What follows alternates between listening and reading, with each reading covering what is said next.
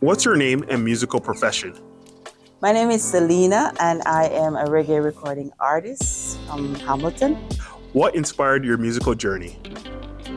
Life inspired my musical journey. Every day when I wake up and I realize that I'm still alive and I have the opportunity to do what I do and to love what I do and to do what I do best, it gives me joy.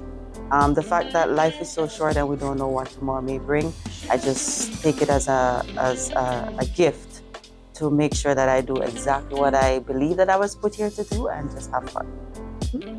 Congratulations on the release of your latest single, Turn It Up. Thank you. Can you tell us a bit about the inspiration behind the song and what it means to you? Turn It Up. Actually, I'm not going to take the credit for this song because I wasn't planning on going this route with this song. My producer actually sent me the beat and he told me that he wanted something fun, something vibrant, something catchy, something that everybody could dance to. And then I kind of listened to the beat, a couple of times over and over and over again until it actually started speaking to me. And then I said, fun, simple. When was a time in my life when everything was fun and simple? And I went back to Jamaica when I was growing up and going to high school back in the 90s. Those days we never had to worry about paying bills. We didn't have to worry about anything. We just got up, go to school and get a good grade. And I remember the times when we used to drive in the taxis and the buses, and if you didn't have a sound system in your car that was so clean and so crisp and full of bass, you ain't getting a lot of passengers. And that was a very fun time of my life when we were driving in those taxis and the volume was turned up. I don't know how much you know about Jamaicans, but we love to play our music really, really loud. And the inspiration for me and what it means to me is music is actually my medium. When everything is going wrong in my life, I turn to music and I literally turn the music up. If I'm wearing my headphones, it's literally so high in my head. If it's in my car, I'm turning it up. Toronto and its surrounding regions have a deep-rooted appreciation for reggae and other music genres from the Caribbean. Mm-hmm. How has living in the GTA influenced your musical journey and shaped your career as an artist? I've had the opportunity to do several performances since I started this journey. And the fact that when I perform these songs and somebody can actually come up to me and said, wow, that was a great song. Where can I find your music? You're going places. I love your voice. I love your sound. I love all of those feedbacks and comments literally boosts me. And it actually gives me a little bit more energy to go even further and to realize that I'm actually doing something and people are actually getting inspired from what I do. So it helps me to be better actually on stage. Mind you, I've been singing all my life, but it was in a different environment. I used to sing in church, so the reception here is always praise the Lord, no matter what. So it actually gives me an insight on what I'm doing and gives me feedback and also help me to be a better performer and network with people and actually to see what my demographics are, who likes my song, what they're looking for, and it helps me to know which direction to go next. What artist or musician have had the most significant impact on your musical style and development? Bob Marley, for sure.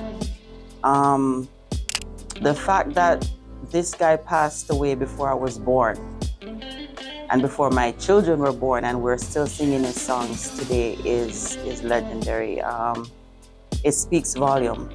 Bob Marley was a person who wrote from his heart, and he did speak about a lot of controversial stuff in his songs, and he's well known all over the world.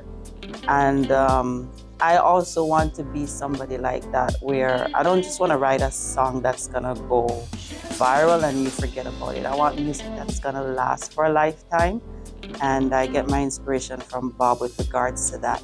I have a pop side to me also, because I used to listen to a lot of Destiny's Child back in the days, and Boyz II Men, and Shania Twain. So I kind of intertwine all of my likes from the different genres and take the inspiration from these artists and put it into my music so people can actually get to know me better. Your journey as an artist must have had some memorable moments.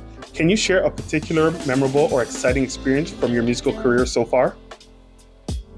I have a lot, but I have to talk about my journey to the Junos last year. This is the first time I'm actually publicly speaking about this.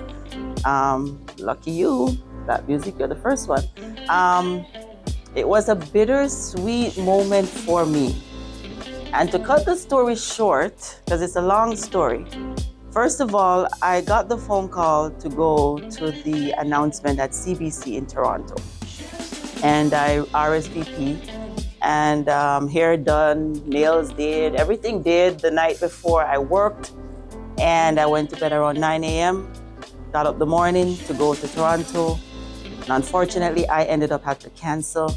I woke up with an eye infection that I did not have any idea where it came from. I had inflammation in the cornea, right eye. I could not see absolutely nothing from my eye. I ended up in urgent care that day. And then I watched the announcement on, I think it was YouTube, because they had it air online. I was watching from one eye. I heard my name call as Reggae Recording artist. And I was so excited, I started to cry, and I had to stop crying because the tears were burning my cornea. And I'm like, I can't even enjoy this moment. Why is this happening to me? And 2 days later, after I got all the medication and everything, people were sending out congratulations and everything to me. I couldn't respond to absolutely no messages. And I told everyone that what had happened to me, that I ended up in urgent care. And then fast forwarding again, I went to Edmonton for the actual awards, and my flight got delayed 7 times. 7 times the Friday night. I was supposed to be in Edmonton the Friday night before 12, and I ended up reaching on Saturday morning after 7. And the opening ceremony was the same day. I was exhausted. I was so anxious. But all of that, I put it aside, and I went to the Junos as a Juno recording artist, my first time, and I stepped into that room, and it was the most exhilarating. It was so, I felt so proud of myself knowing that I'm an independent artist, and I just recently started this journey, and I got there, and all the sweat and the tears paid off. So that was the most important part of my career so far. I'll never forget that journey. Many artists in Canada have faced challenges and setbacks in their careers. Can you share a difficult moment you've encountered as a result of being an artist in Canada? Have you been able to overcome these challenges as you continue pursuing your passion for music?